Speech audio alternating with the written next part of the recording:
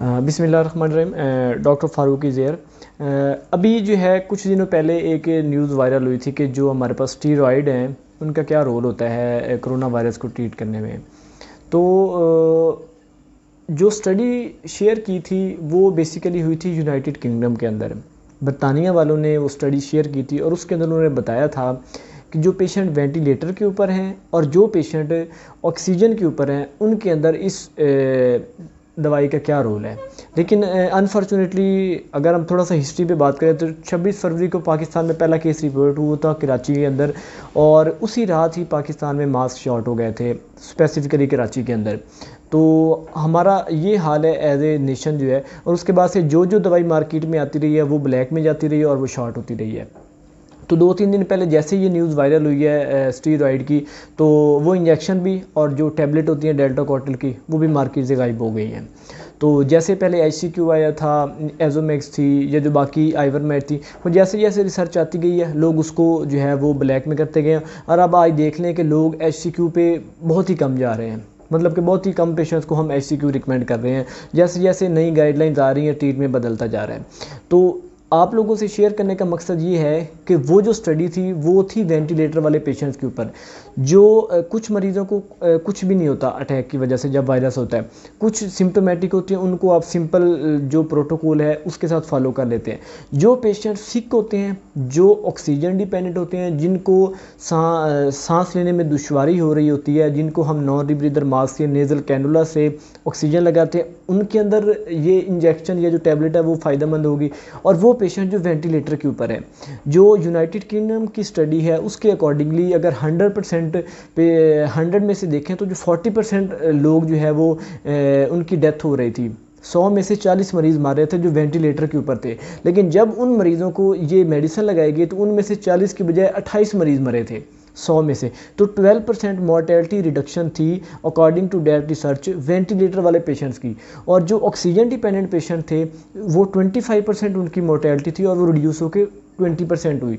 तो इस रिसर्च को लेके आपसे शेयर करने का मकसद ये है कि ये दवाई आम मरीज़ों को जो एसिम्प्टोमेटिक हो या जो इवन माइल्ड सिम्टम के साथ हो, उसमें इस दवाई का कोई रोल नहीं है।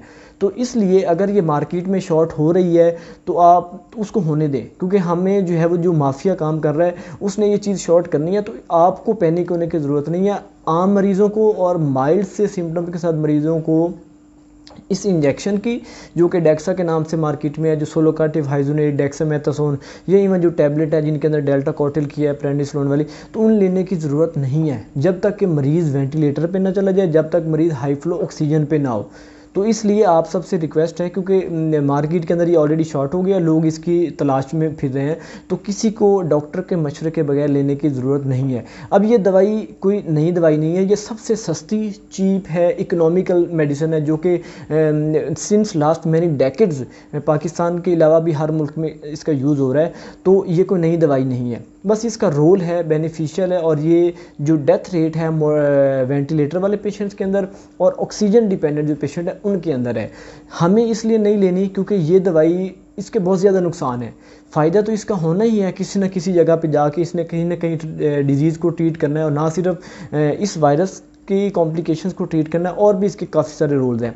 लेकिन जहाँ पे इसके फ़ायदे हैं वहाँ पे इसके ज़्यादा नुकसान भी हैं, और वो नुकसान उस कंडीशन में जब आप इसको अननेसेसरी लेंगे, जब आप डॉक्टर के मशवरे के बगैर, अपनी रिपोर्ट्स करवाए बगैर, किसी से डिस्कस किए बगैर खुद से खाना शुरू करेंगे तो उसके बहुत ज़्यादा साइड इफ़ेक्ट हैं, जिसके अंदर आपको शुगर हो सकती है, जिसके अंदर आपको ब्लड प्रेशर हो सकता है, जिसके अंदर आपको दिल के मसले हो सकते हैं, गुर्दे फेल हो सकते हैं, आपकी इम्यूनिटी सुप्रेस हो सकती है। ये जो वायरस है ये स्पेसिफिकली इम्यूनिटी से रिलेटेड है, और ये जो स्टीरॉयड आप लेते हैं वो आपकी इम्यूनिटी सुप्रेस कर देते हैं। तो इस चीज़ को आप ज़रूर माइंड में रखिएगा कि अगर आप इसको अननेसेसरी ले रहे हैं तो आपकी इम्यूनिटी, जो कि इस वायरस को बीट करने के लिए बहुत ज़रूरी है, वो कम हो जाएगी। तो इसलिए इस दवाई को जो है आप अननेसेसरी ना लें, और इससे जो है ना वो आपको काफ़ी सारी कॉम्प्लिकेशन हैं जिसको मैं ऑलरेडी बताई हैं। इम्यूनोसप्रेशन होगी, डायबिटीज़, हाइपरटेंशन, रीनल फेलियर, और साथ में आपके जो है वो एक सिंड्रोम होता है जिसके अंदर मोटापा आ जाता है। तो वो काफ़ी सारी मेडिकल रिलेटेड चीज़ें हैं जो कि इसके साइड इफ़ेक्ट के अंदर आती हैं अगर आप इसको बार बार लेंगे और बगैर किसी के मशवरे के लेंगे। तो इसलिए आप सबसे रिक्वेस्ट है कि इस दवाई के पीछे भागने की ज़रूरत नहीं है। हस्पताल के अंदर ये चीज़ मौजूद होती है और बड़ी ईज़िली मौजूद होती है, तो ये हॉस्पिटल के अंदर मिल जाती है जिस पेशेंट को ज़रूरत होगी। स्टेबल पेशेंट्स, माइल्ड से सिम्टम के साथ पेशेंट्स को ये ज़रूरत नहीं है। अगर वो इसको अननेसेसरी बगैर किसी डॉक्टर के मशवरे के लेंगे तो उसके अपने साइड इफ़ेक्ट होंगे। ठीक है, थैंक यू।